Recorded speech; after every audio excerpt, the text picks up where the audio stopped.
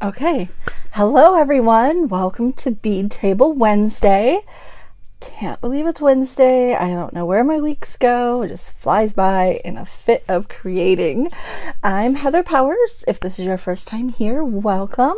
Thank you for joining me. Every week I bring a free project to you or some tips of some kind, and we have a little fun. And today is no exception. Today I have a really helps if I show myself. God, again. Oh well. 30 seconds of black screen. Think anyone will watch? I hope so. I hope so. Alright, guys. See if I can focus a little. Okay. Hello, hello, hello. The start of the show. Can't believe I did that again. Heather. Okay. Welcome to the completely fallible human run TV show. Bead Table Wednesday. I am so glad you guys are here. If you're joining me, say hello. I'm Heather Powers of Humblebeads. And I want to welcome you guys. I know, I'm sorry guys. I don't know. We can say my brain is fried from making beads. Can we say that? Can we use that as my excuse for this week? It's probably not the best excuse, but that's what's going on.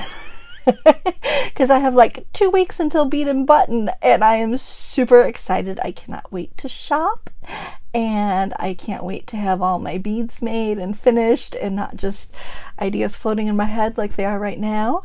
And so we are just making tons of stuff, doing lots of sketching, getting prep work done for the show, and yeah, I make everything like in the last few weeks, and so that's what these next 2 weeks are, me making things night and day. It's their show. I like to think of this as kind of like the Wayne's World of the bead world, so yeah, that's what you get. I want to welcome you guys. Hello, hello, everyone. Roberta, Karen, Amy Lowe, my friend Lynn. Okay, so you guys know what we're doing this week, right? We're making these adorable little tassels. I just love these to pieces. I think all of us have some little bit of scrap fabric somewhere. And we also, raise your hand if you can't throw anything away. Those little tiny scraps, I could use them for something someday. And so that's kind of what we got going on here. So let me just tell you guys this. If you don't know, what I do when I'm not making beads is I draw and design patterns and things for Surface Design Market. I'm in the middle of getting a portfolio together so that I can get an agent so that you can see my work in stores and in fabrics. That's my dream. And so here's some of my fabrics that I've had printed from Spoonflower. Spoonflower is a print on demand website where as a designer you can upload your designs and then your customers can purchase anywhere from a little square sample to yards of the fabric. And so one thing they have, I'm going to tell you guys about, is they have this really cool option where you can take a collection from your shop that you're shopping at. So my shop, I'll put the link later, but my shop, it has collections, and in the collection you can see these are all the designs on the far right that you can use from that collection. And what you can do is you can fill up a yard of fabric with as many different squares as you want from all the different pattern options. So you can customize this. It's supposed to be like a cheater quilt, but it's a great way to get a whole bunch of little fabric samples. And so I think it's like $17.50 for a yard of the cotton, their basic cotton. I forgot what the name of it is, but their basic cotton. It's a really nice quality. It's, you know, like high quality quilt fabric is what it is. So it works great for this project. If you have quilt fabric scraps at home, this is perfect for it. You can use any kind of cotton, or also I had some silk fabrics that I used, and so silk is gonna work too. And so the little pink one in the corner was the silk that I had, and so it also had two different threads, like one was black, and then on the other side the weave of the thread was pink. So when you frayed it, the black thread showed. It was really cool, so that was kind of a fun effect. All right, this is my necklace that we're going to be making, and so you can see it matches it perfectly with my bead because hello, I make all the colors and designs myself, and a lot of times you will see I'll take designs from my beads and translate them into fabric, or my surface designs, and vice versa. So that's that scoop.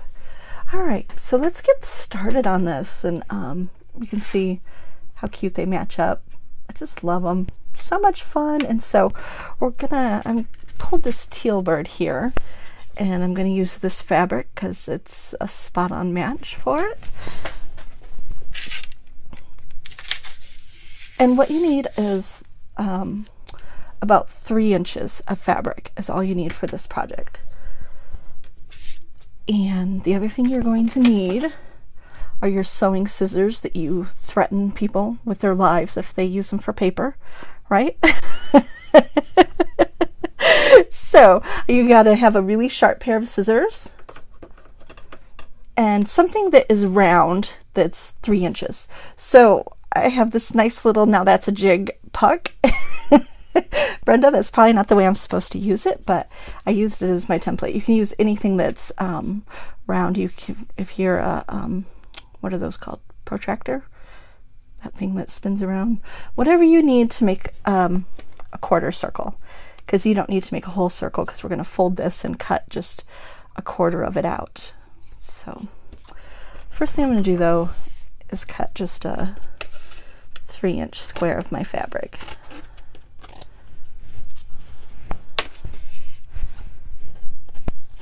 Oh, Roberta, you don't need to worry. I will never stop making beads. That's my living.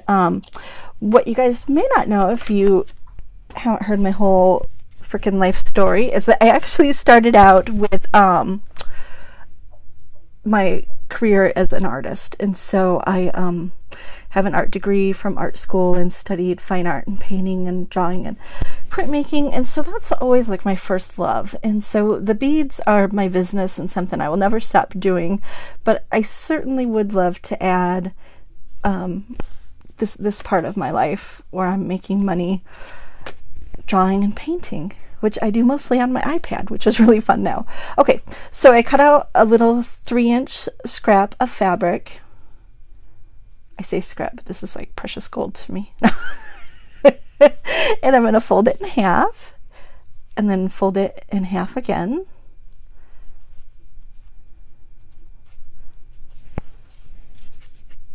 The corner where they're all folded is on this side, and the cut edges are on that side. And I'm going to stick my little quarter circle here.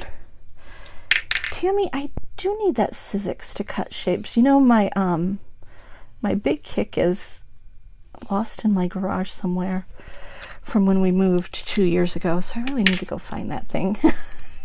Okay, I've traced out my quarter circle, and I'm going to cut all the layers.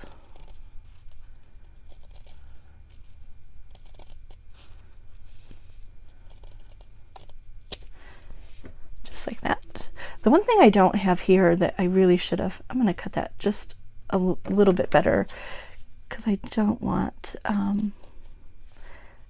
my marker line to show at all.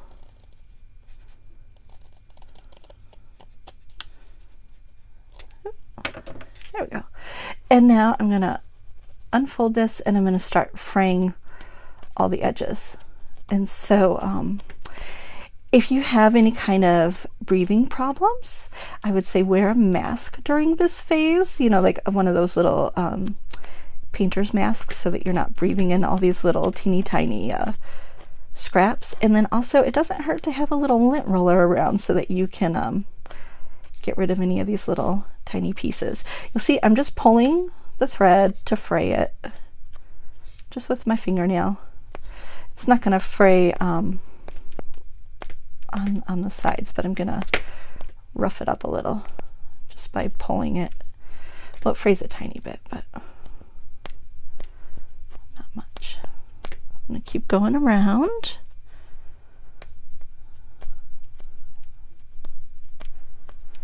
And I guess you could, if you wanted like a clean cut to this, you could use like, what is that, fray check stuff, and put that on around the edges so that you don't have any fraying. I kind of like the rough look of the frayed edges, so I'm going for it. And because there's like not any pressure on these pieces, like, you know, it's nothing's pulling on them when you're wearing them, they're not gonna fray more over time. They're gonna stay pretty much the frayedness that they are. Is that a word? Okay, I'm gonna go all the way around. I know I probably should have had this done beforehand, but you guys don't mind chatting with me while I fray fabric, do you? Anyone going to Bead and Button who's watching? Lynn, I know you're going. I'm super excited to see you there. I'll be in booth 1215, and we're going to have tons of beads, flowers, birds, also lots of faux tin, and I'm putting together kits to sell at the show too, working on some new projects for Bead and Button exclusively, so that we'll have some. Hey, I want to say hi to a few people. Melanie, Deb, we got my mom in the house. Hi, Mom. When you come home in a few weeks, we could sit and make fabric tassels together. I'll share my fancy fabric with you. Okay, now I've gotten it pretty much all the way around. Oh, here, this edge is looking a little too clean.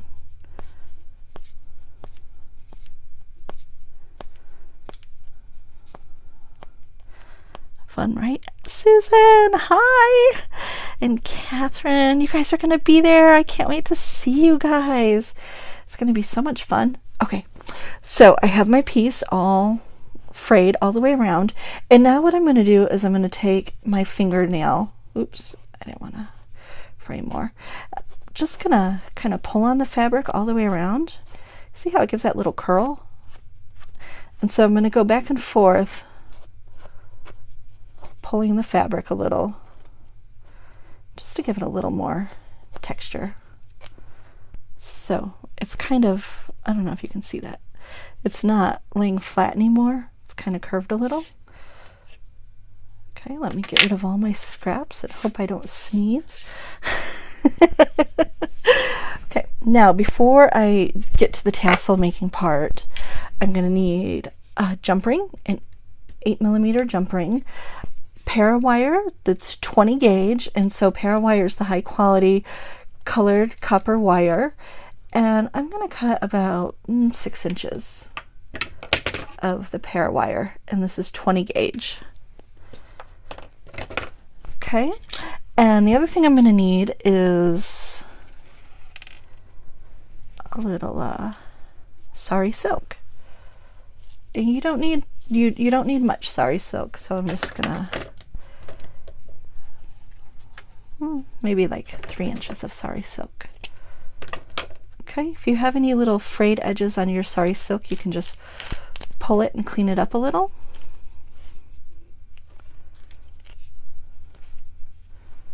So that you don't have just wild strings. Unless you're into wild strings on your sari silk. Okay, so there we go.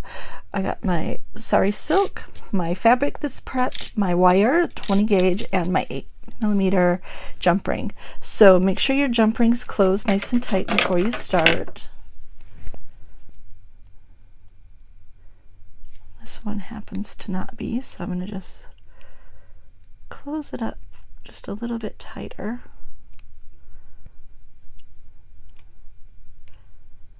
Oh, and you know what else would be great for this project? Have you seen those little squares of fabric that they sell that are like 3 inches or 5 inches?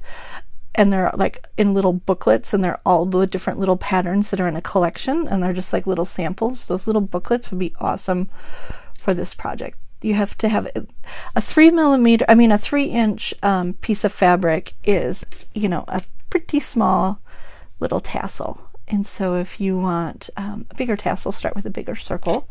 You could do like a 5-inch too. Okay, so I got my jump ring. I'm going to slide my sari silk centered on the jump ring first before we start, just like that.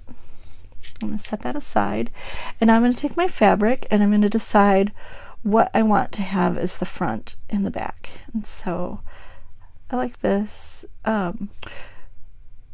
When you're positioning it, you kind of want to have the frayed part on the bottom. You know, you have the lesser frayed parts on the corners, and so start with the frayed part on the bottom. Okay, so I'm going to take this first piece and I'm going to fold it. Make sure I do this right. Okay, I'm going to fold it over. It's a little more than halfway. Can you see that? And I'm going to take this one and fold it back. And this back one, I'm going to fold it under. And I will do that again so that you guys can see. Okay, this corner, I'm going to fold over. Oh, you know, it's like 3/4 of the way. Fold it over. And now I take it and fold it over again, about a third of the way. And now the back one, I'm going to fold it over. And so you have like 3 even parts right there. Okay. And now I'm going to take my sari silk and my jump ring, and I want to pull that jump ring nice and tight on the top so it's not loose on the bottom. And I'm going to surround my little tiny tassel with my silk. And now you want to hold it, you know, that's like a 1/2 inch below where the jump ring starts, because you definitely want to make sure that when you do this wrapping part, you wrap enough of the fabric. If you're nervous Nelly, which I'm not, I wrap really tight, but if you feel nervous about this, you could just hit this with a little bit of glue. You could use, you know, fabric glue, tacky glue, super glue, whatever you want, because it's all going to get covered up. But if you wanted to glue that, you could, so that your fabric wasn't going to go anywhere. Okay, and now I'm going to start by making a really tight wrap with this wire. I'm going to go one direction, and I'm just wrapping with my fingers. I'm going to wrap about 3 or 4 times.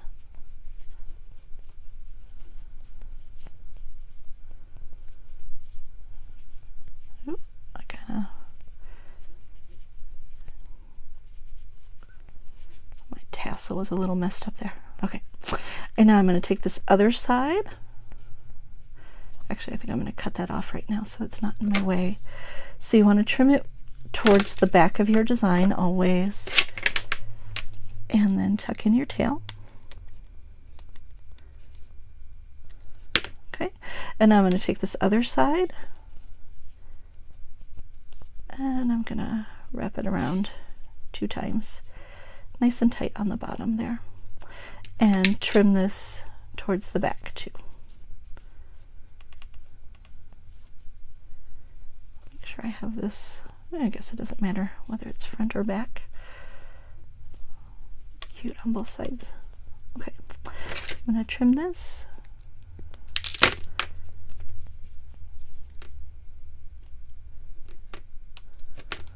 Push it towards the back so that that little wire isn't gonna poke anyone or anything.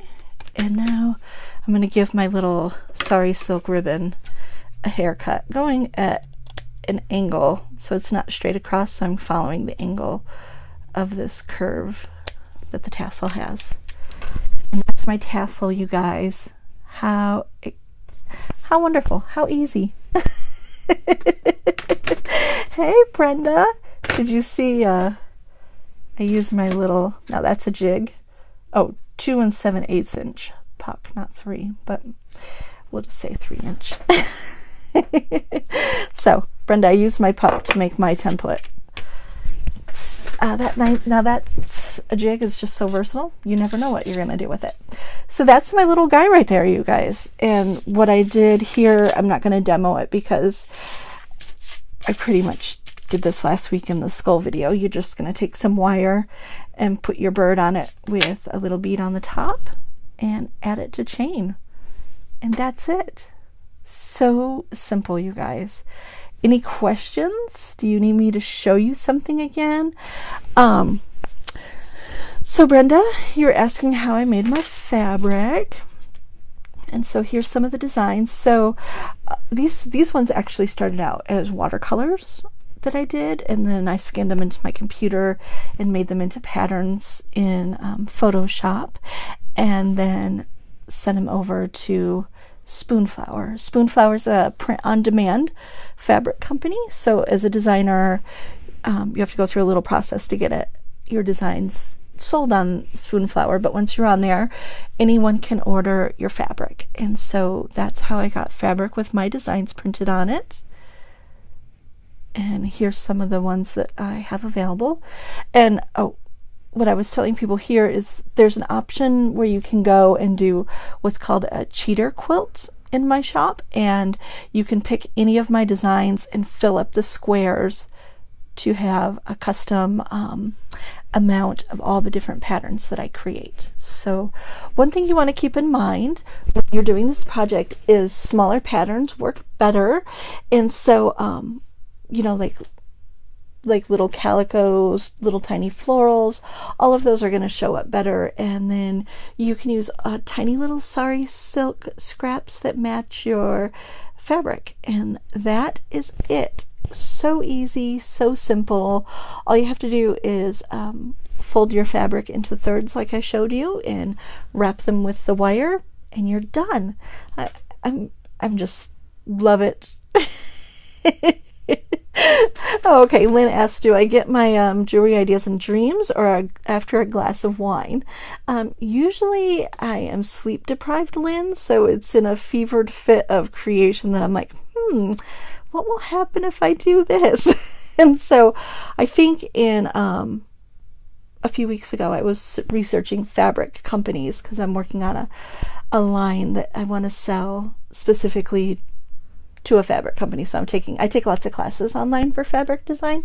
So I was researching this one fabric company, and they were making jewelry with fabric, and they were doing like things with what's that fusible stuff, and like doing flat pieces with the fabric. And then I was like, jewelry with fabric. And so I've done some things where I've ripped fabric before and made ribbons out of them, especially batik fabric, because the design is, you know, on both sides of the fabric and it looks really cool. And so you know, I'm just always thinking, well, what's next? What else can I do? You guys are my inspiration though, right? I got to keep you guys entertained each week and keep you inspired, because you guys keep the roof over my head and food on my table. And so this is my way of giving back every week, and I'm always just so glad to see you guys here.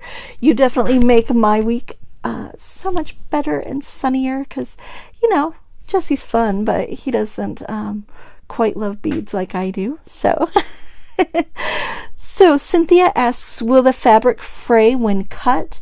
And I hope so, because that's the look I'm going for. But if you don't want the fabric to fray, you could use that fray check around the edges if you wanted more of a straight cut. Once your fabric is frayed, it's not going to keep fraying, like, unless you really pulled on it. Like I was pulling really, really hard to make the frayed edges. And so just wearing the little tassel around, it's not going to fray any further. But if you wanted a straight cut on your tassels and not the frayed look, you could use fray check. All right, any other questions? Okay, so like I said, bead and button in 2 weeks. And so my online selling is coming to an end, and this week is really my last big push for what I'm offering online. So you can get these little beads, bird beads. You can find those in my Humblebeads VIP group. You find the pinned place, the pinned post at the top of the VIP group. And you can see I have made to order for these birds, and today's the last day I'm going to be taking the made to order. So if you'd like a bird made before the show, that's what I'd like you guys to come over there and order. And then on Friday at 12 p.m. Eastern Standard Time, I'm going to have my last trunk show before Bead and Button. And so I'm going to have a ton of, well, not a ton, but I'm cleaning out my studio, so I'm going to have grab bags so you guys can get some good deals. I'm going to have this kit, which is a really simple, fun, easy design you can whip up in like 5 minutes. But Jessie has made those little cool brass bars at the bottom for me. And it's just a really fun project with my bead and a great simple way to show off an art bead. I'm actually wearing that necklace right now. I love it so much. And so I'm going to have some kits of those, and just cleaning out my studio, getting ready for the show. So I'm going to have grab bags and a few little surprises. Okay. All right, guys. That's it. Okay. Thank you, guys. I want to invite you to come over to Humblebeads VIP party group. That's where the fun happens when I'm not making these videos. And so I love to see your work. I share my inspirations and behind the scenes stories, and then that's where I offer exclusive beads too. So do I grab bag orphans, like orphan disc beads? Amy, is that what you mean? The answer is yes. And so the grab bags, it's not like a grab bag like you don't know what's in it. Like it'll have like 3 or 4 beads that coordinate together, and I offer them at 25 to 35% off. So that's it. Brenda, my booth number is 1215. I'll be in the front row, a few stalls down from the Green Girl Studios booth. So I'm in along the wall this time instead of in my regular spot. I'm across the aisle, so I'm excited about that because I'll have the little hidden area behind us where we can take naps. Hopefully that won't be the case. I will be there. Mr. Humblebeads will be there. Aaron will be in and out of my booth helping me, and then my Aunt Roseanne will be there helping too. So of course I brought people so that I could go shop. So hopefully you'll catch me there. I'm going to try to be in my booth as much as possible, but probably in the mornings I'll be out shopping. So because I gotta get my beads on too. As I stock up on art beads at Bead and Button with all my favorite artists, and then I have to go around and visit all my favorite booths like Vintage, and Now That's a Jig, and I blanked out. I can't even think. Oh, Dakota Stones. Got to go see those guys. So lots of fun stuff. North wall of the show. The bead walkers. No. Okay, guys. That's it for the day. I'm going to go make some beads right now. If you'd like some birds that's made to order today, stop into my Humblebeads VIP group. You can see those are the colors that we have. And I just want to thank you guys for joining me. Sorry about the beginning of the video. Still share it. Just tell people I'm fun and very creative, and I start my video with a black screen on purpose. Just kidding. Hopefully you love this project. If you make some tassels, show me. I want to see what you make. And thanks for joining me, guys. Have a great week. Have fun creating.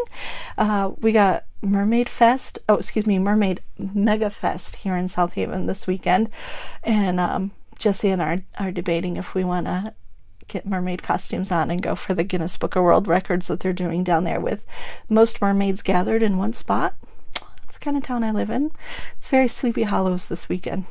Or not Sleepy Hollows, Stars Howl. Very Gilmore Girls. I'm waiting for Kirk to come around the corner.